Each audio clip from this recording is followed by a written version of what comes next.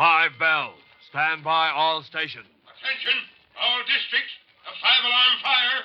5 bells. Move in immediately. That's it. Let's go! Let's go! Firefighters!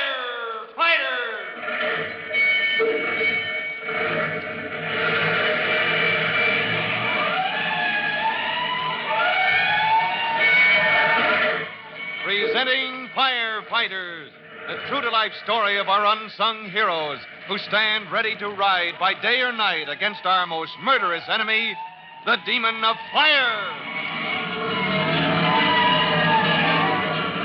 In just a moment, we'll join Chief Cody, Tim, and Editor Tom Culpepper in the Culpepper living room, where they've just learned some exciting news. The fateful election, the one that decided whether or not Tom's campaign for better fire protection for Plum Valley would be successful or not, is over. The returns show that Turner Lawson, the do-nothing town council president, has been defeated by a 3-1 majority, and that the candidate Tom supported is now in power. Just what that means in terms of action on Plum Valley's most pressing problem, fire protection, we'll learn right after this message.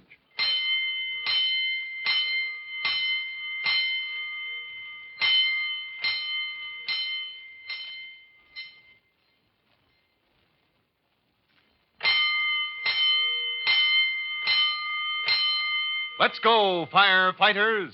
Let's go to the home of the fighting editor, Tom Culpepper, where Chief Cody, Tim, and the editor have just learned that Tom's candidate for council president has defeated Turner Lawson, the man who has opposed Tom's campaign for modern firefighting equipment in the town. That means that after a long series of costly and senseless fires, Plum Valley may now be in a position to adequately protect itself from the demon of fire. Well, in the flush of victory, it looks like Tom Culpepper has won his goal. But there is one thing he has not yet reckoned with, his old enemy, Turner Lawson. However, at the moment, as he answers the phone, Tom Culpepper is brimming over with joy. Oh, this is a memorable day, Chief. A great day. Think of it. We've defeated Lawson 3-1. Uh-oh, maybe that's Turner Lawson now, demanding a recount. Oh, don't joke, son. I wouldn't put it past him. Hello? Oh, yes, Bert. Yeah, just heard the news. Congratulations. That must be Bert Barton, the newly elected council president. Yes, sir. Yes? You did? Oh, that's the stuff. You boys are really fast workers, I must say. Yeah. Yeah, you bet. Sure, I sure will. Thanks, Bert. That's just what I'll do. Bert Barton, the new president. Yeah. It says right after the election they called an emergency meeting in the new council. Oh, say, that's action for you. Yeah, they've authorized a new fire engine, and tomorrow they're going to talk about organizing new firefighting personnel. Good work. And, Chief, Bert has a suggestion. I think it's a good one. Now, what's that, Tom? He wants me to ask you and Tim if you would stay over in Plum Valley long enough to help organize our new fire department. Well, what do you think, Tim? Oh, I'm for it, Chief. Sounds like a good idea to me. Good. Then it's settled. We'll begin tomorrow. Wait a minute. Hello? Yeah? Well, that was a short conversation. Yeah. Who was it? Turner Lawson. Congratulating you? No, hardly. He says I may have won this round, but that he's out to ruin me if it's the last thing he does. Well, don't pay any attention to him, Tom. He's just mad over the election returns. You cool down. Sure. What can he do? The votes are counted and he's out. Oh, there's plenty that a man with Turner Lawson's power could do, but right now I'm not worrying about him. All I'm thinking of is that we've got a new town council, one that's already taken action on the dream I've dreamed night and day for this town. Just let Turner Lawson try to stop us. Why, with a new pumper, a new hose, and other equipment... And with the chief and I training the men, we'll have a fire company that'll be the talk of the state. I'm sure of it, boys. And we begin tomorrow. And even though I'm pretty sure there's nothing Turner Lawson can do to stop us, I'm just wondering what that canny critter's next move will be. The threat of Turner Lawson to ruin Tom Culpepper and his plans for a modern fire department for Plum Valley are all but forgotten during the next few days. For with the job ahead, the job of building an efficient fire service in the town, neither Tom, the chief, nor Tim have time to worry about what the revengeful Lawson might do. Well, now, several days later, after an afternoon's workout with the shiny new fire truck, Tom Culpepper, the chief, and Tim are standing around the new fire truck in the fire hall, discussing its merits with Luther, one of the full-time firemen.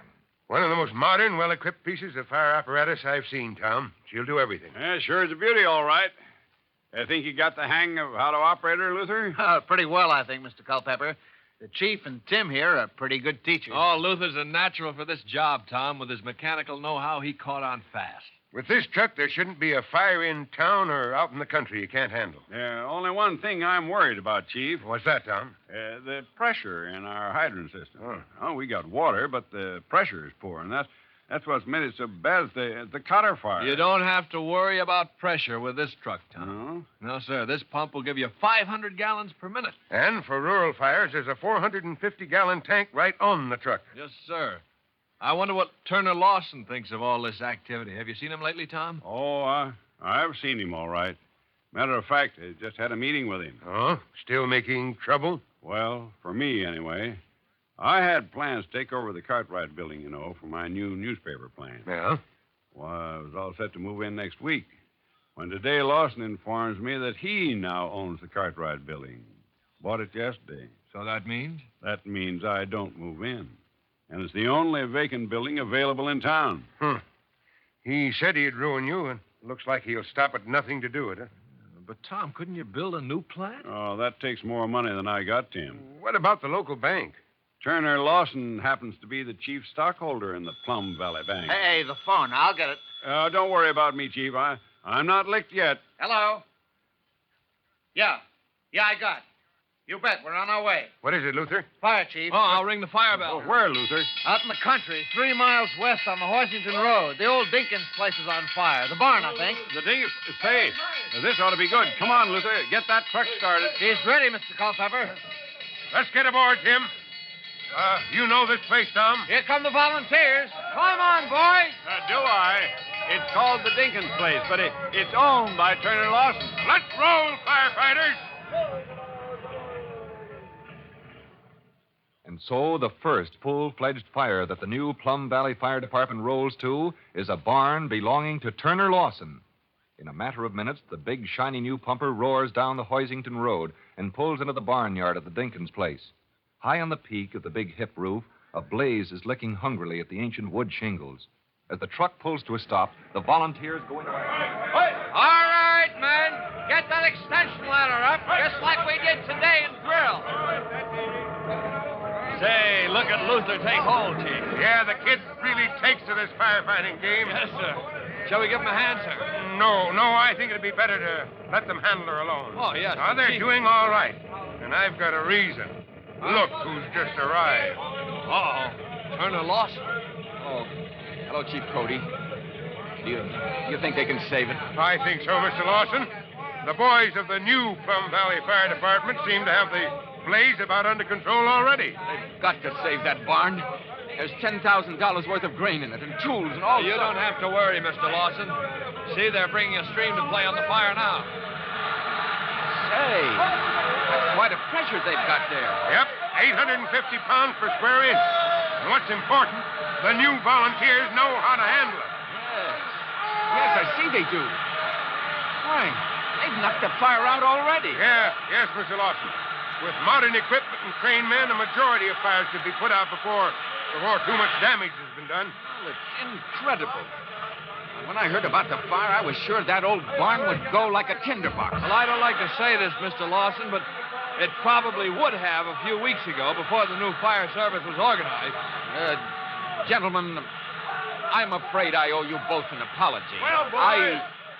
The boys did a bang-up job, didn't they? Hello there, Lawson. Hello. What do you think of the Plum Valley Fire Department now?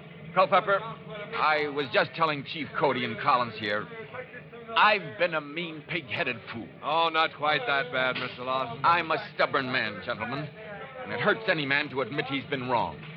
But this demonstration today has convinced me that you were right, Culpepper, and I was wrong about the need for a new fire department. Your truck and the men the chief has trained have saved me many thousands of dollars, and I'm grateful, humbly grateful. Well, any man can be wrong. The important thing is to have everybody in the town of Plum Valley united and back of their new fire service. You can be sure it has my backing, Chief Cody. And Culpepper, about that Cartwright building, you can start moving your presses in tomorrow. Well, Lawson, this is certainly a surprise. All bad feeling forgotten, eh? I'll forget if you will. Well, that's good enough for me. Shake, Culpepper. You're the best darned editor Plum Valley ever had. Although I must say, next to me, you're the stubbornest man I ever know. Well, with the feud between Turner Lawson and Tom Culpepper settled, and the new fire department well launched, Chief Cody and Tim will be saying goodbye to Plum Valley. They didn't get much fishing done, but they had the time of their lives helping the fighting editor overcome the apathy of the town and establishing a modern, up-to-the-minute fire department. Well, there'll be more exciting adventures ahead for them and you, too, in the next thrilling, true-to-life episode of The Firefighters. In a moment, Chief Cody will be back with a word for all of you boys and girls. But first, here's a message. And now, Chief Bob Cody with a message for the Firefighters Brigade. Chief Cody. Hello, boys and girls. There's an army that guards your life night and day. No, not a military army, an army of firefighters. There are 800,000 firemen maintained on a 24-hour basis throughout the United States, ready to protect you and your home from fire. I tell you this to impress upon you the vast importance of fire protection, adequate fire protection in your community. For the nature of fire is such that even those 800,000 firefighters can't do the job alone. They need the cooperation of every one of you in the never-ending battle with uncontrolled fire. Remember that, will you? And do your part in helping the fire service in your community. Well, that's all for now. Till I drop in the next time. So long. Fire Chief Cody and the young rookie fireman Tim Collins will be back on the same station the next time you hear... That's it. Let's go!